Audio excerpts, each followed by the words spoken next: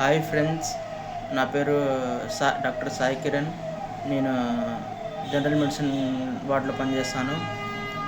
ఈరోజు టాపిక్ వచ్చేసి ఒక ఆవిడ 30 ఏళ్ళ ఆవిడ 2 డేస్ ఉపవాసం ఉండి ఈవినింగ్ గోమూత్రం తాగింది.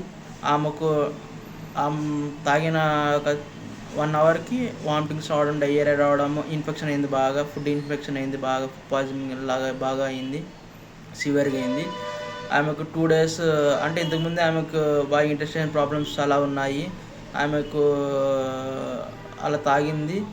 2 డేస్ బాగా సివియర్ ట్రీట్మెంట్ చేసినా కూడా ఆమె 2 డేస్ తర్వాత షాక్లోకి వెళ్ళింది. 2 డేస్ షాక్ తర్వాత ఈవినింగ్ చనిపోవడం జరిగింది.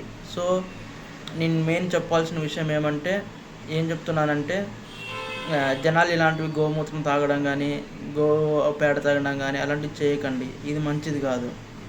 యాక్చువల్లీ నేను వీడియోస్ పెట్టాను, కానీ ఈ విషయం అందరికీ తెలియాలని చెప్పి వీడియో చేస్తున్నాను. మెయిన్ కారణం ఏమంటే, కనీసం ఒకరైనా తెలుసుకుంటారు, ఒకరైనా బయటపడతారు కదా.